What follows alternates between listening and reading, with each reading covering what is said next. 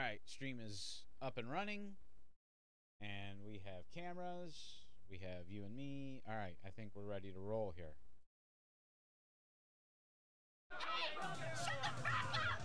There's no escape. My name is Barry Allen, and I am the fastest. Another name you might know me by. Star. My name is Oliver Queen. You'll be hearing from us. From the strategic homeland. Just call us Shield. Beware my power, Green Lantern's light.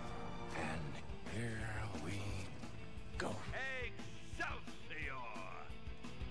Yes, episode. What are we on? 55? I think we are 55. Is it right? 55? 55 of Geek Show Radio. I am Big Rich. Across the table from me is my cohort in crime and fellow Inhuman. Or should we just say mutant?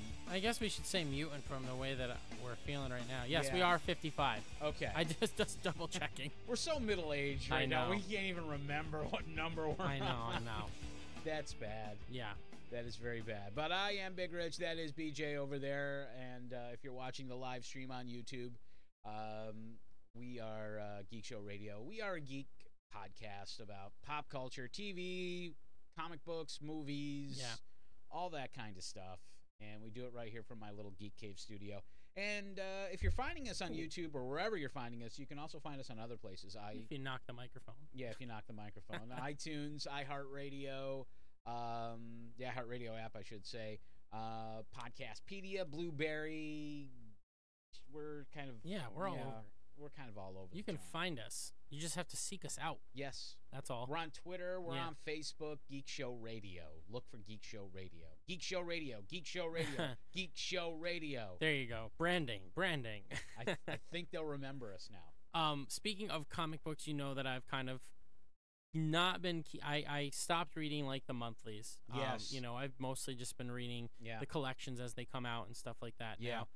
But I was down in the city. The wife and I were celebrating our 5th anniversary. Oh, yes. You went to Midtown, didn't you? Yes, I did. I went to Midtown Comics. I had to go to Midtown Comics while I was down there. It was literally a 10-minute walk from our hotel. Oh, wow. How could I not? You cannot... Right? You cannot go to the city, be 10 minutes away, and not go. Exactly. Did Vera, was Vera okay with this? Or? Oh, yeah. She was like, totally. She's like, do you want to go to this comic book shop? And I said, yeah, I do. And she's like, all right, well, let's do it on the way to the train station. She's a keeper. Yeah. Oh, yeah, I think so. After 5 years of marriage. She's a keeper, dude. And more. So, I went in and I knew that they had just released a new Mace Windu comic for the Star Wars comics that Marvel is doing. So I wanted to pick that up, and I read that. And that is really cool because Mace Windu is an awesome character. Yes. Very underutilized in the movies. Really well utilized in the Clone Wars TV show. And this comic book is a good representation of that. I never understood why they underutilized Samuel F. Jackson. I know. I mean, come on. But he was underutilized in the movie. He so was.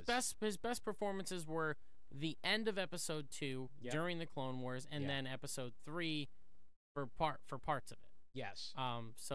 But I picked that up and I'm reading that, so I'm getting back into that. I'll do one issue that I can pick up once a month, spend the $4 on. Right. And comics are getting expensive. Well, comics are expensive, and I can't do the crossover stuff. I can't anymore. It's too much. Like, I can't be reading an Avengers comic that I need to pick up Uncanny Avengers and X-Men this and Spider-Man and Iron Man in order to continue my one story. Right. Because that turns into an awful lot of stuff. Yeah. Now, just to kind of get into the part of comics that I was into before, the collecting, I'm kind of wondering now with the higher cost of the titles, is it worth the return that you're getting for that? I think you'd have to get something like a really nice variant cover in order for it to be worth anything. They're so mass produced at this point. Yeah, I mean, because if you're spending that kind of money on an issue, I'm concerned that the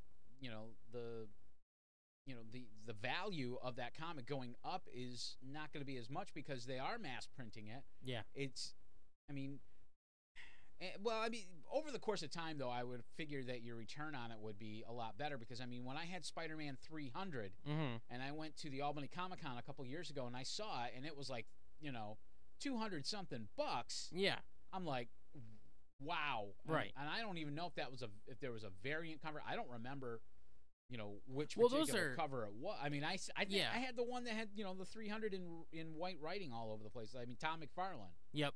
Okay. So, Well, ones like that are definitely those are worth something. well, yeah. I mean, You know. I would say it's a milestone comic. Milestone, the milestone issues, like the, you know, depending on what it is, the number ones. I mean, Yeah. there's these days they're constantly relaunching at Yeah. number one, so it's really hard to pinpoint what a good number one would be to have in your collection at this I know. point. I mean, but- I used to have the 10 issue, you know, the 10 issue limited series for Speedball, Steve Ditko's character. I mean, and Steve Ditko drew the first few issues, and I had those, you know, first run. So, sadly, I lost them. I never even looked up to see how much any of that. I think it's too depressing to look. I was gonna say I wouldn't do that to yourself, man. I know it's like You want to actively go out and watch a car crash and be depressed? no, Exactly. So No. don't do that to yourself. I shouldn't. I know I should. Just face the facts. Yeah. They're gone. You're better off not knowing. Oh man, I love those. I took a lot of time. I know. And put a lot of love into that collection, man. Well, it was like when I found all my old baseball cards that I thought were gone, and then my mom was like cleaning out something before she was moving, and she's like, "Oh, I found this binder, by the way," and I was just like, "What?" It's like with my Star Wars cards. I was getting ready to move down to Albany from Gloversville. Yeah. And opened up a big bag that was in. I was like, "Holy crap! There's a bunch of Star Wars cards." Right? In Yeah, here. you found them. So maybe one day. Maybe one day, Rich. Yeah, maybe someday. I was quite happy though. Speaking of Star Wars, we've got the next trailer, the first real trailer, because the first one was just a teaser. Yes. So we've got the first real trailer for The Last Jedi has come out. I really, really liked it.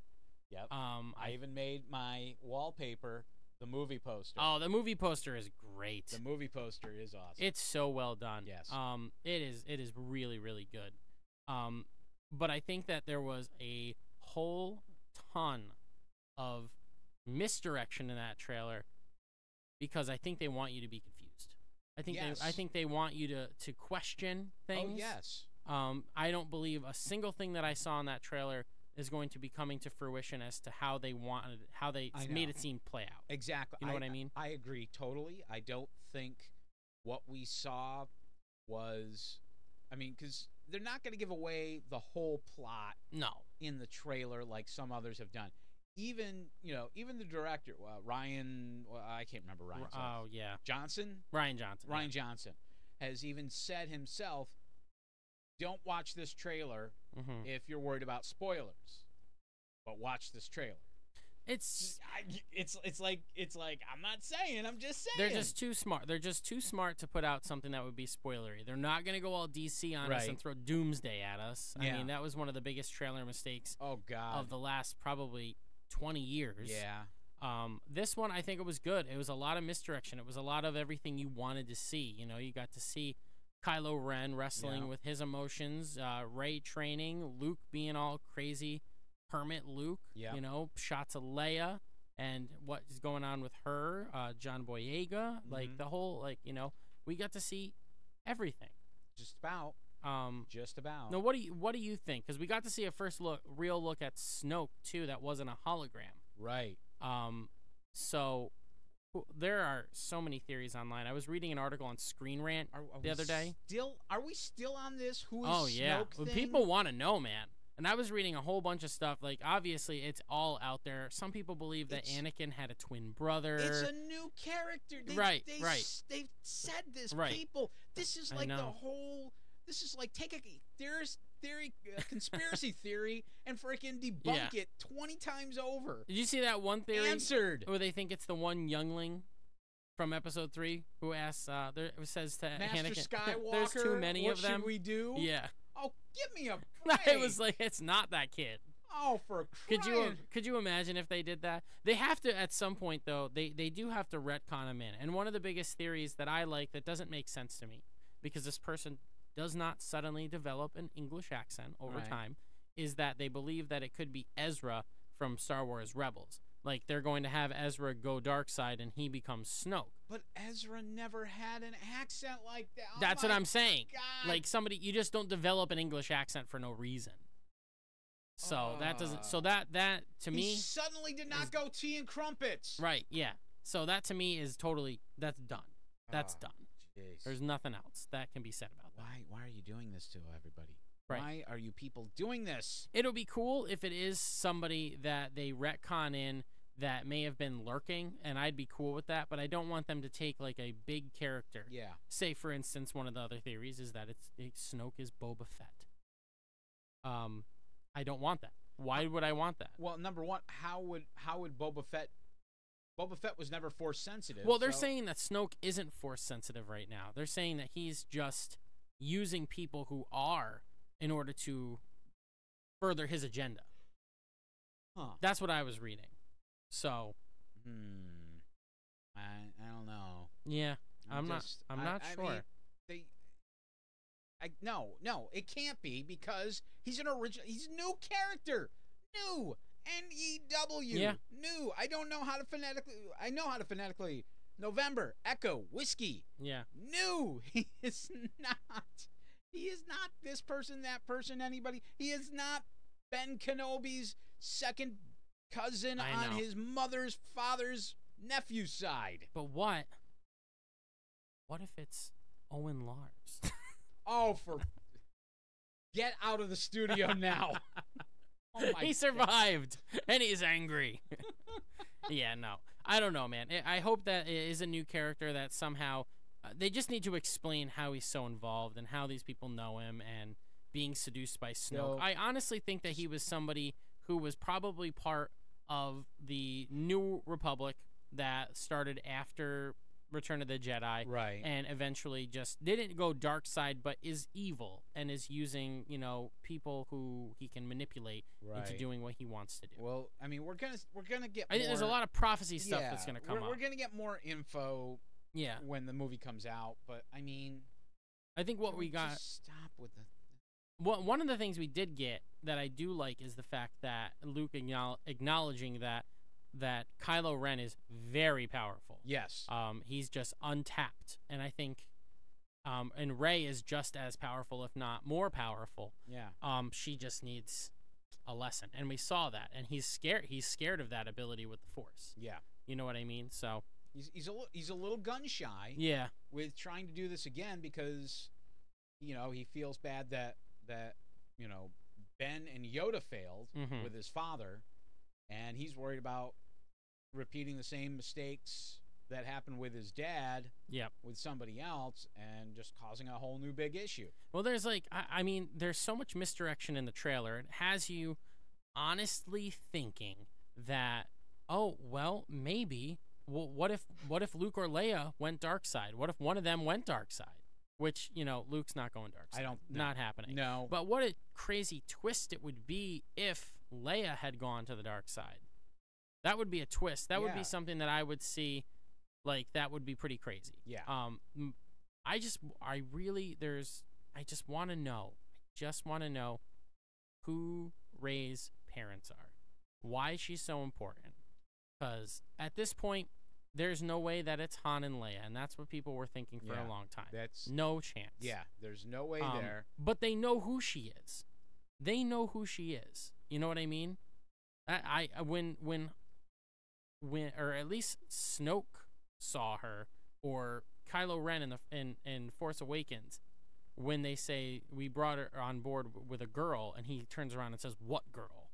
You know what I mean? Yeah. Somebody is aware of who she might be. You know what I mean? Yeah. So I think that needs to be answered in this film. I can't wait until episode 9. I think we're gonna. I'm hoping we'll get that answer. Yeah. I mean, I've ever since Force Awakens. I mean, that's been one of the big questions as well. Right. Aside from who is Snoke, he's a new character. Mm-hmm. Look at my face, people. I think that they will have to somehow Yeah. retcon him in though. They They will will. have to retcon him in. But They they're- will. It can't be it can't be. It can't. Yeah, and then with Rey's parentage, Mm-hmm. is she another Virgins in the Force? Is she got a mommy and daddy, or is it just a mommy? I mean, Right. Yeah. So I'm leaning towards there's a mommy and daddy. What wasn't it somewhere. in the Star Wars expanded universe or legend, whatever the heck they're calling it now? What didn't it come to for like that? There was a thing where Shmi Skywalker, Anakin was born of immaculate, like by the Force, like he Yeah. was born because Darth Plagueis was playing around with life Yeah, and with death, the right? Force, yeah. Okay, so that's how that came to be, and they said that there could have been another baby born because of that, and I was like, but how? No, I don't think so. No, because no. Right, it doesn't make No, any sense. It doesn't make any sense whatsoever. I think we just need to sit back, relax, Yeah. and enjoy these movies that they've been Let's- writing for us. Let's just suspend the disbelief, folks, and enjoy the ride. Yeah, I agree. I think we're getting a little too much into General Hospital territory. Well, and we did a pretty decent job of kind of predicting how Force Awakens would go. We Yeah. kind of knew the involvement of everybody, but I think that was expected. Yeah. That was really who you're going to do. You have to have the antagonist, you have to have the protagonist, Yeah. you have to have the fun people on the side and Right, everything like right. that. I think the biggest twist in it is the fact that you had Kylo Ren kill his father Han Solo. Yep. In a moment where you thought maybe he was going to hand the lightsaber to him and abandon the dark side. Right. Instead, he says, "Thank you. I couldn't have done this without you," and then he puts it through him and bye-bye Han. Yeah, there was a video that broke down the trailer, and I forgot which. They were talking about a novel or one of the comic books that basically said that event that Kylo thought would basically bring him closer to the dark side, Yeah. take him where he wants to go, purge these feelings that he's feeling. Yeah. Come to find out, just made him more confused because he Right. killed his father. So there's still that. So I think when we see in the trailer Kylo kind of hesitating with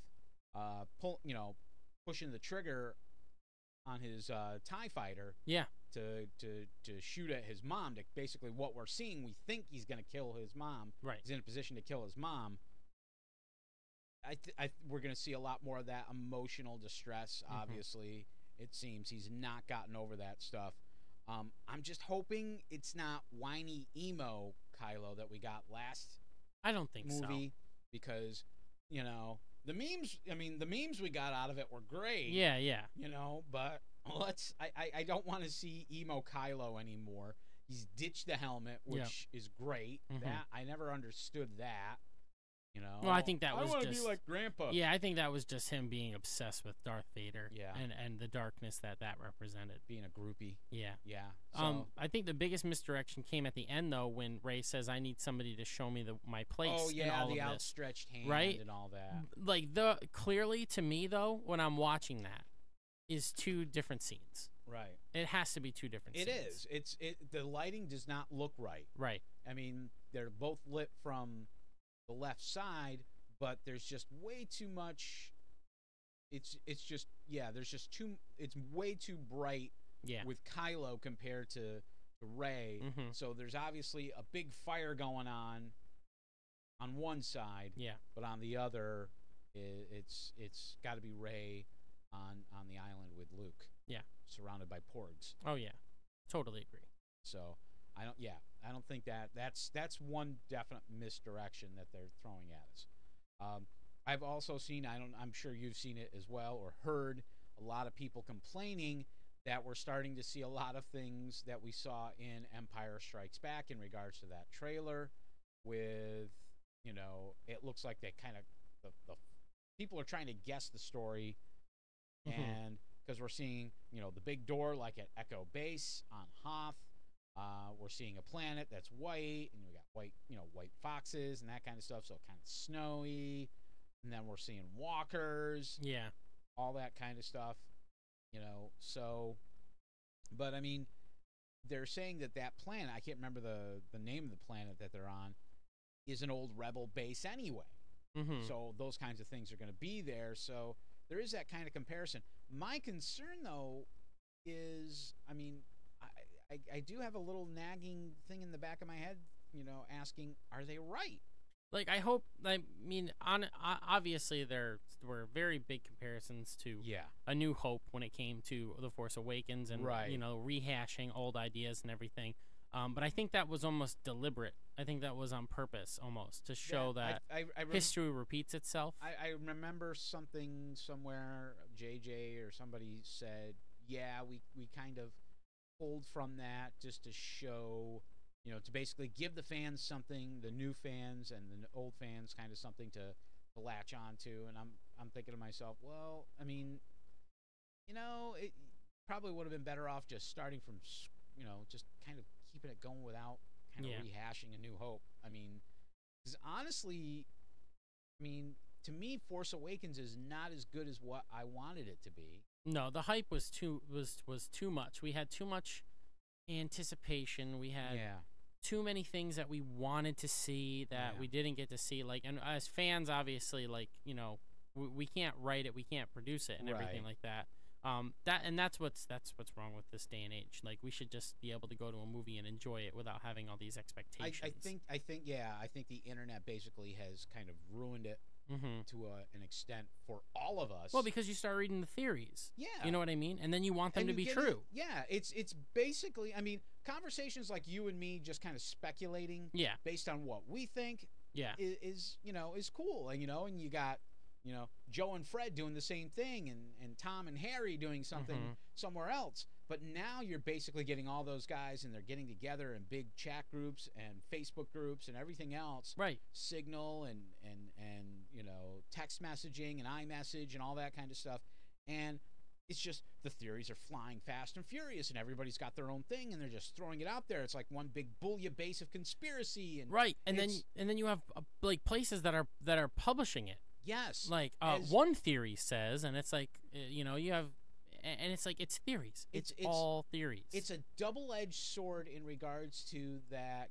Geeks like us are getting the content we really love and we enjoy and we want, and the rest of the media is basically catering to us because we're basically right now, for lack of a better term, we're the alpha geeks. Yeah. In the entertainment industry. They're making money off of comic books and sci-fi. Right.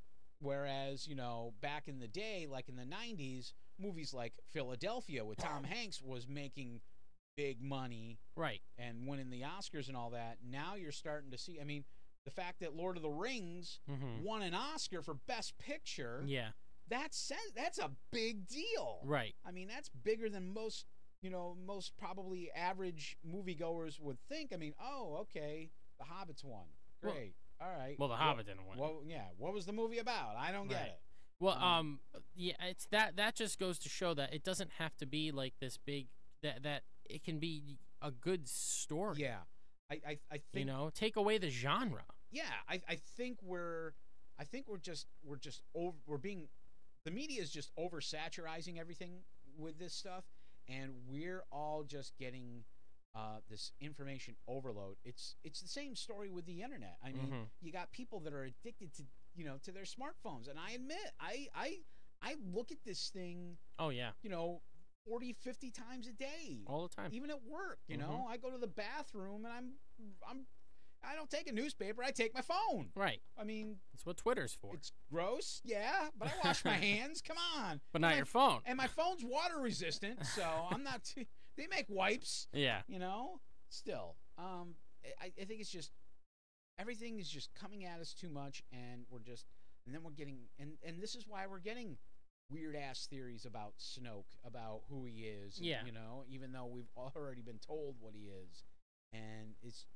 It's just people don't want to believe. They hear what they want to hear. Exactly. Kind of like husbands. Exactly. Yeah. Selective male hearing. Yeah. Because predominantly geeks are male. Sadly. You know what? We do need more female geeks. Yes. To keep us in line. Please, fathers, encourage your daughters. Get into Star Wars. Yes.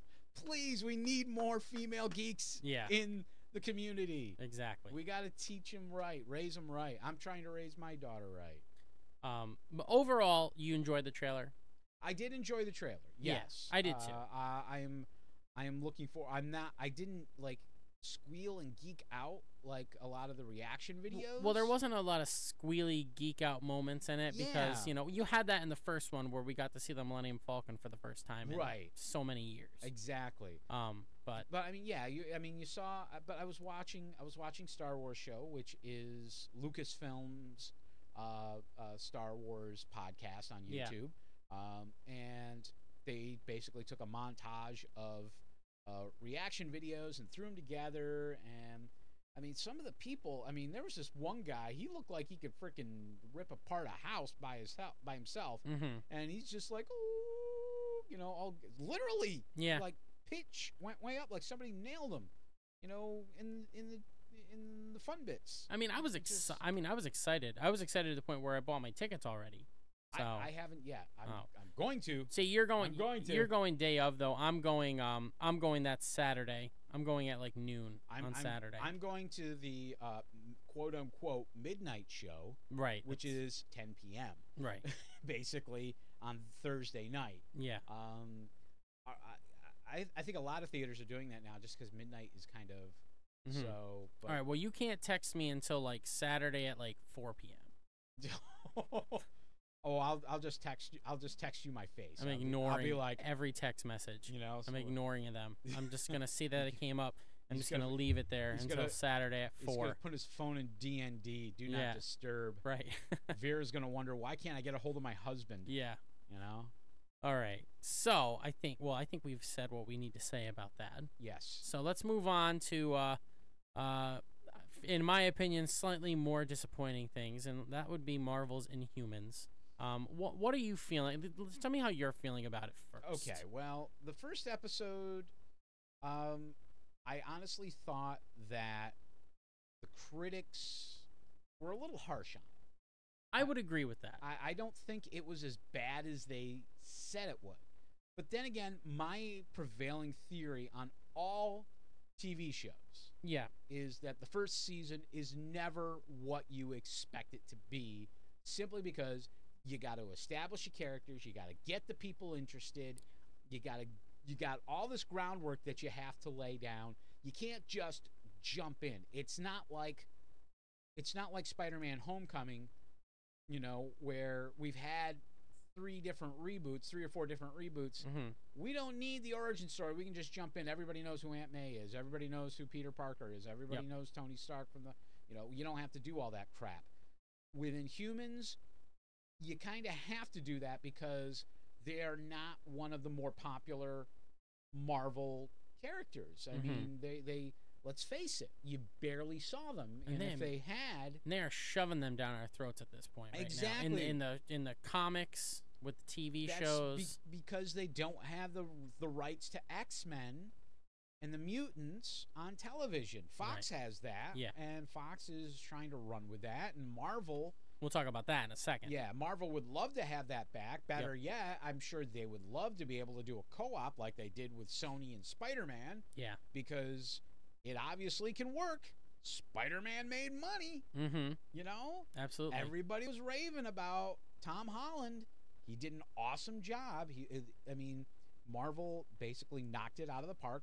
It was the first Spider-Man movie I really, really enjoyed. See, they needed Spider-Man more for the MCU than they need the X-Men at this point, though. Yeah, because the X-Men have always been their own separate kind of thing. And it should be, because it makes no sense to me, and I think about this a lot, more than I should, because it doesn't matter. But, you have a team of heroes like the Avengers who are praised for their abilities and saving the day, and then at the same time you have the X-Men who are doing the same thing, saving the world, who are persecuted for being different. They should exist on their own completely because it's contradictory. Well, I think the thing too is, when you look at it, the Avengers are technically, if you ever played the old Marvel RPG from TSR, they're what are called altered humans. They were normal humans, Right. that through either magic or science or something they were changed. Yeah. Or, except for Thor, who is technically an alien. Yeah, technically. But the mutants were born with these abilities. They were born mutant, and I mean, that's where I think the distinction they're trying to make is in that regard. Into, people are more scared by people that are born with those kinds of abilities than compared to people that were human, because it's kind of like, I can't remember the doctor that gave Captain America his powers. You give a regular guy power, that never had power before. Yeah. He understands he understands the responsibility and what he's getting, and he respects it. Right. You give it power to a bully, they're just going to go and keep doing what they were doing before. They're just going to, I can do it better now. I can beat the crap out of people. Right. And that's what I think the thing is with mutants. People have that kind of thing with mutants because they were born with it, whereas with somebody like Captain America, they were given these powers by science. Gotcha. Or whatever. I think that's my thinking anyway. Mm-hmm. How else that works, I don't know. But circling back to the point in regards to being shoved down our throats with Inhumans, yeah, kind of the same thing. They're they're basically mutants. Basically. Latent mutants. Right. The Terrigen Mist basically is what activates their powers. Otherwise, they would be just normal. They would just be humans. Normal, everyday human. Right. So, but this is, I mean, it's basically Marvel's way of shoehorning in mutants into the MCU. We've all seen it. We all know it. Yeah. But well, at least the TV universe. I don't think Inhumans are ever going to be part of the MCU. And at this point, thank God. Yeah. Based on what we're seeing here, yeah. We're 3 episodes in. This is more television. But then again, I mean, it's scaled down for television. I'm sure if scaled down. If they had more, if they were still going to do the movies, I think that would have, I think the movies would have been what we were expecting, because you could do a lot more. Okay. You could do a lot more in a single 2-hour movie than you can in an entire 24 episode, 24 episode season of television. Yeah. Because of restraints and the time and all that kind of stuff. I mean, look how long it takes to make Star Wars. I know. It takes years to get the special effects and everything else together. Marvel, same thing. I mean, and when you look at the grand scheme of everything that they're doing, it's not even worth it for them to take that much time on Inhumans when they already have so much other stuff that is developed. You know what I mean? Right. I mean, I think they should have gone the Spider-Man route and basically said, well, they should have done all the setup with the TV, which they've been doing with, Agents of S.H.I.E.L.D. And then in the movies, that's where, we basically come in and we say, all right, here's Black Bolt, everybody. Yep. Here's the rest of the Inhumans. Here's the kingdom. Here's everything going on. It would only take like one little brief explanation of like somebody that says like, we've been studying this group of people. Yes. For this amount of time, we know that they're among us. Blah, blah, blah. Done. Bingo. Incorporate. Yeah, exactly. And then you can move forward with the story and the action and everything else and develop the universe. But the MCU. This show so far, for me, the opening credits, first of all, I can't stand them. I don't like them. They seem very... I don't know. I just don't like the symbols and then the little cartoon lockjaw. Not a fan. It kind of reminds me of the animated Justice League cartoon. Yeah. Back in the late 90s, early 2000s. Right. But I liked that opening. Yeah. But this opening I don't know. It just seems tacky. And, a show that is supposed to have a semi-serious tone, that opening credits doesn't make any sense to me. I think that the cast is good. I think that the people that are in it are doing the best that they can with what is given to them. But so far, man, I'm watching it. It's only 8 episodes, so I'm gonna watch all of it. Yeah. And everything. But man, if I had gone and saw that first 2-episode, 2-hour thing in an IMAX theater, God, I would have left disappointed. So disappointed.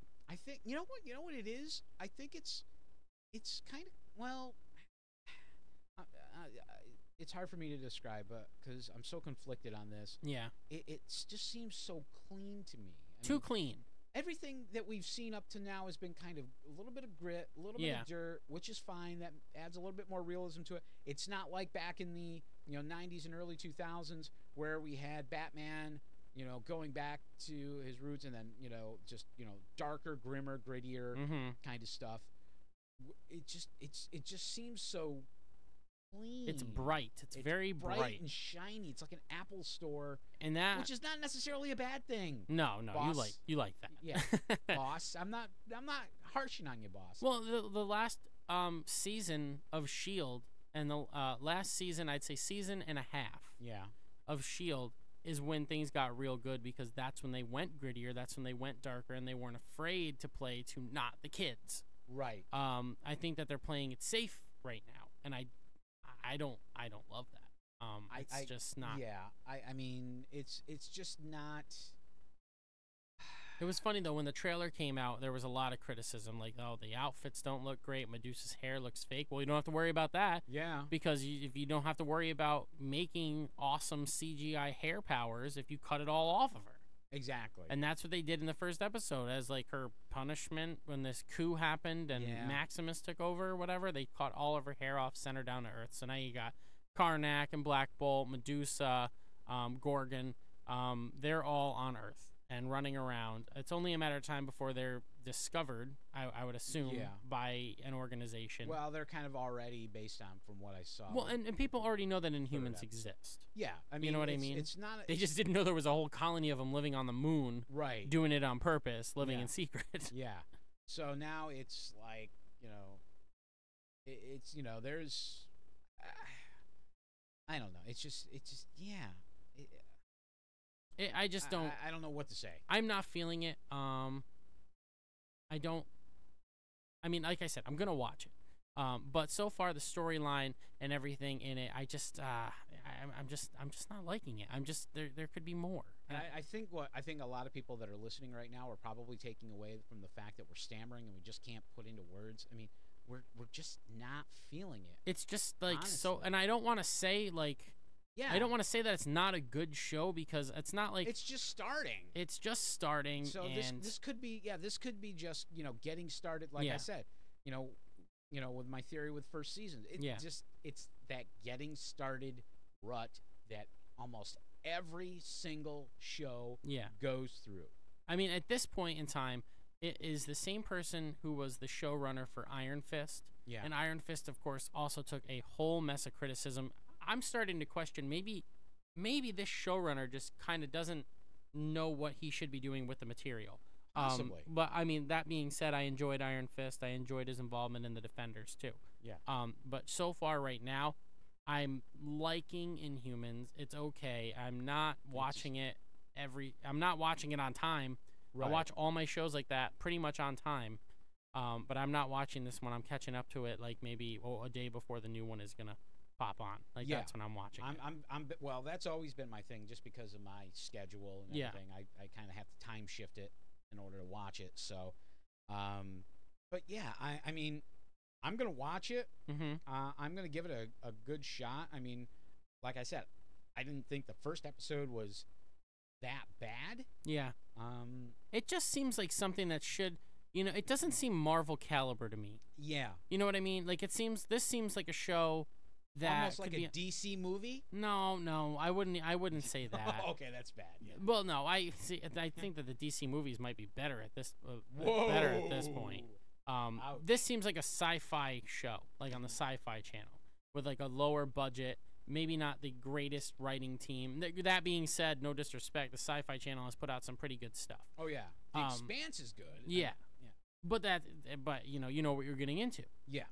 But like it's Marvel. You're expecting a certain thing. Like me, I'm a Yankee fan. I expect a certain level of play. Right. From what that is. Okay. Exactly. When you don't get it, it's a little bit disappointing. Right now, this is just like, I'd feel like saying it's less than average. Less than average. That's how I'm gonna go with. So on a scale of 1 to 10, what do you give it? A 4. Wow. Okay. A 4. I would probably have given it maybe like a 5. Yeah. Maybe a loose 6. Maybe. I'm 4 right now. Depending on how drunk or boozed up I was. Yeah. To turn the page, though, to another show that just premiered. Yep. Fox's The Gifted, which I didn't even want to give the time of day to after I saw the trailer. Yes, I remember Okay. that. And now we are talking before we went on Yep. about how we're actually kind of getting into it. I'm kind of liking it. I really like The Gifted. I am liking it. I do a lot. Yeah, I'm really liking it. I mean, Well, I think their biggest mistake was the trailer was deceiving. It made you think that it was about mutants, but it didn't have anybody that you could relate to in it. Like, Right. okay, it's about these young mutants and whatever is going on. Okay. Right.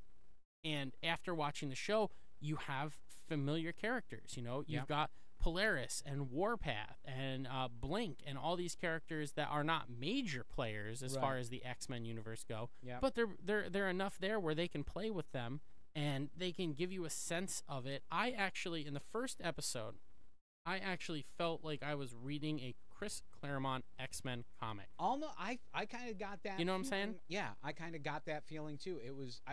And that was all based on what you said, because I really hadn't seen much of the trailer. Yeah. Of the trailers or any of the promos coming into this. Yeah. But I knew it was coming, and I was like, all right, well, it's there. I'll watch it. I'll see what it's about. And I'm like you. I got into it. It really grabbed me right from the beginning. It's good. You know, you've got an underground mutant resistance going on. What is interesting about this Gifted world, what they keep referencing in the first 2 episodes is what we've gotten so far, is that the Brotherhood and the X-Men, something happened where They're missing. They're gone. They're missing. Right, like They're gone, nobody knows where the X-Men are. Nobody knows what happened to the Brotherhood, but they're now, like, when people do things as mutants, there's severe repercussions that happen in society. Right. So it's kind of cool. I really like it. You know, you have regular people that are experiencing mutant abilities that are having to seek out mutants now, and they're kind of on the run from the government. I really am enjoying it. I am enjoying the Strucker family. Yep. I'm a huge Amy Acker fan. Yes. I think she is fantastic in it. Stephen Moyer from True Blood, he's doing a great job in his role too. Yeah.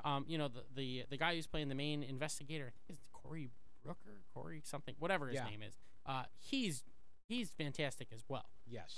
So far I'm very pleased with The Gifted after 2 episodes, and I am 100% on board with it. Fox did it. Mhm. They're doing it really well right now. We're not getting Gothamed. Is that a new adjective? Gothamed. Yeah. Is That's that, what I is just that made right? it. Adjective. That's a descriptive word. So yeah. I gotta agree. I mean, Yeah. it's. I went in not really expecting to enjoy it, and I was floored. I mean, Yeah. I agree with you on Amy Acker. She's great. I loved her in Person of Interest. Yep. I was a huge fan of her on Angel. I mean, that's where I first saw her. I wasn't. You know, she was part of the Whedonverse. So. I wasn't a Josh Whedon fan, so I really didn't know she was in those shows. So, Yeah. But I caught her on Person of Interest, and I And loved it. Fantastic on that show. Yes. Absolutely fantastic. She was fantastic playing Rue. Yeah. I loved her. And I mean, but this show is, and I mean, it's been a while since I followed the Marvel mutant end of the universe. Mhm. But I mean, with knowing, with Warpath and Polaris and that, and hopefully we'll see other mutants that we really know, and I think that can be, the fact that the X-Men and the Brotherhood are missing. I think that can play into the storyline with all of this. Yeah. In regards to, I mean, something to work towards. Mm-hmm. Where did they go? What happened? And at some point we find out, and then part of the story can be, well, how do we get them back? Or we just have to become the New Mutants. Quote, Well, they already unquote. have the New Mutants. Yeah. In production. Yeah. So. What was? But just wrap production, I think. Yeah. Well, what is the? I'm trying to think now. What other mutant groups were there? There was New Mutants. Generation X. Generation X. They don't need to do that. No, Well, thank you. Yeah. X Factor. Well, X Factor was with X Force. Well, X Factor was when the X-Men had gotten too old and they formed their own thing. Yeah, X Factor was. It was Cyclops. That was and, Cyclops and Beast and Yeah. and Iceman and Jean. because the X-Men were, Kitty Pryde and Yeah, those basically, guys. it was the new generation. Right. The older guys were stepping aside for the Right. newer ones. Now, I'm wondering if you're not going to get something similar to that. You know what I mean? Yeah. Like maybe they're not the X-Men, so we're getting the X-Men in the movie world, and that's taking place in the late 80s. Maybe we're getting. And you know what I mean? Yeah, maybe we're getting the new X-Men. Yep. Maybe. You know, no The Magneto. Uncanny X-Men. We could be getting Uncanny. The Astonishing X-Men. Could be. The Extraordinary X-Men. We Just naming all these How many titles. adjectives There's can been we a get? lot of titles of X-Men books. So all right. So that's my thing. I think basically we're gonna see a new group of X-Men Yeah.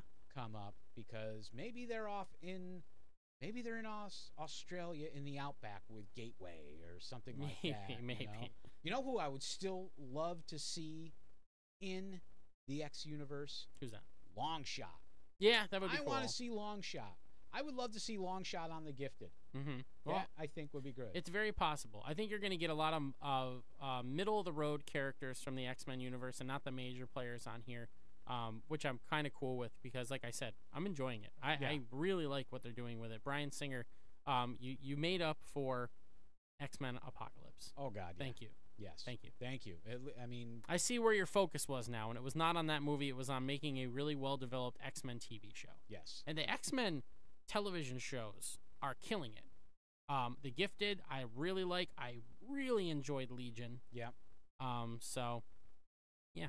I'm good. I didn't watch Legion. I really should. You should watch Legion. should It is watch it. wacky and weird, Yeah. and that is a show that you should watch. Not with the kids. It is Okay. very mature. Well, well, I mean, I don't know if my oldest watches Supernatural. But it's probably on par with that. Yeah. Okay. So, well, I'll take a look at it and see. Okay. So You'll enjoy Legion. I didn't think I was gonna enjoy Legion, but man, that show was why have we way, been so way cynical good. lately with the X stuff? It's because we've been burned by Fox. It's because Yeah. Fox gave us some pretty terrible X-Men movies, then gave us a couple good ones, and then gave us another terrible one. Plus, they gave us a terrible Fantastic Four reboot. They just refused to listen to reason. And now I think they finally are. I think they're finally saying, like, we can do some fun stuff. We can develop some characters, but we have to kind of use what's in front of us. We can't just do what we want with them. So, Right. you know, we have to take the source material and develop that into something. Because right now, The Gifted seems like an offshoot what if Marvel comic book to me of what happened if the Brotherhood and the X-Men got into a huge altercation and then suddenly vanished. Secret Wars. No. Yeah, maybe Secret Wars is happening. Oh my The god. Beyonder came and took him away. Yeah. So there you go. Wow.